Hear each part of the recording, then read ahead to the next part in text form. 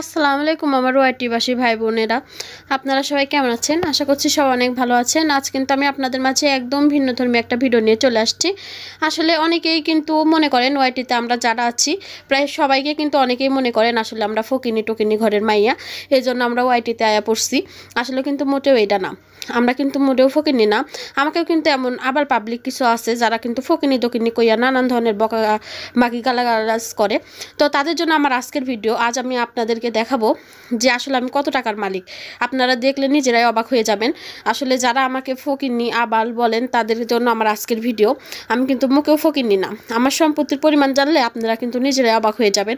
এরপর থেকে আশা করছি আর আপনারা আমাকে ফকিন্নি বলবেন না।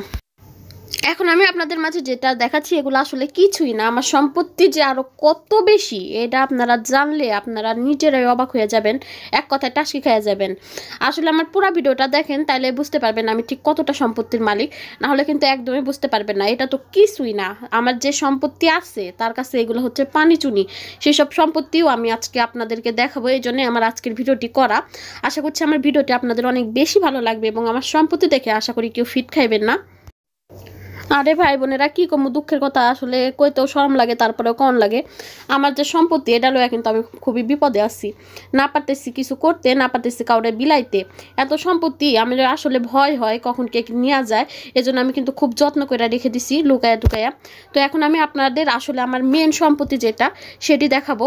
আপনারা সবাই কিন্তু প্রস্তুত থাকেন, কেউ কিন্তু টাসকি খায় না, আমি আগের থেকে বইলা দিতেছি। কেউ কিন্তু টাসকি খাইলে এটার দায় কিন্তু আমি নিতে পারবো না। আসলে এত সম্পত্তি আপনাদের দেখানো উচিত হয় নাই, তারপরেও আমি না দেখায় পারলাম না। এই যে দেখেন আমার সম্পত্তি, এটি কিন্তু আমি তিল তিল তিল তিল করে গুছায় জমায় এখানে সঞ্চয় করে রাখছি। এটা কিন্তু মোটেও আমার বাবা মার সম্পত্তি না, এখান থেকে আমার পাওয়া না। এটা কিন্তু আমি নিজে কষ্ট করে অর্জন করে কিন্তু এখানে তিল তিল করে জমায় রাখছি। কি দেখছেন তো আপনারা? আশা করছি এরপর থেকে যেসব আবাল পাপড়িরা আমাকে গরিব ফকিনি বলে রাগারাগি করেন তারা কিন্তু এরপর থেকে আর আমাকে গরিব ফকিনি বলবেন না। আসলে আমার সম্পত্তি যে এত বেশি এগুলো কিন্তু আমি কাউকে কখনোই বলতে চাই না। এসব সম্পত্তি যে আমার কাছে এত বেশি বেশি আছে এগুলো কিন্তু আমি কাউকে কখনো দেখাতে চাই না। আসলে আপনাদের কথার যন্ত্রণায় আমি আজকে না দেখে পারলাম না যে আমি আসলে ঠিক কত সম্পত্তির মালিক। আমি তো এখন খুব চিন্তায় পড়ে গেলাম, এত সম্পত্তি যে আমি আপনাদের সবাইকে দেখিয়ে দিলাম, না জানি আমার বাসায় চুরি চামারি হয়ে যায় কিনা। সবাই তো আর আমার মতো এত সম্পত্তির মালিকও না, আবার সবাই তো আবার এত ভালোও না যে আমি এত সম্পত্তি দেখাই দিলাম এর লোভ তারা সামলাই লইলো।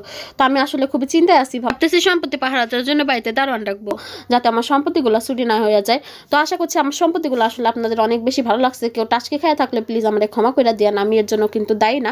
আজ এই পর্যন্তই, সবাই ভালো থাকবেন, সুস্থ থাকবেন। আমার সম্পত্তি যদি আরো বেশি বেশি দেখতে চান তাহলে অবশ্যই কমেন্ট বক্সে জানাবেন। আমি এর থেকেও আরো বেশি বেশি সম্পত্তি আপনাদের মাঝে নিয়ে হাজির হব। আশা করছি আমি আপনাদের সবাইকে বোঝাতে পারছি আমি ঠিক কতটা সম্পত্তির মালিক এবং আমি কত বড় লোক।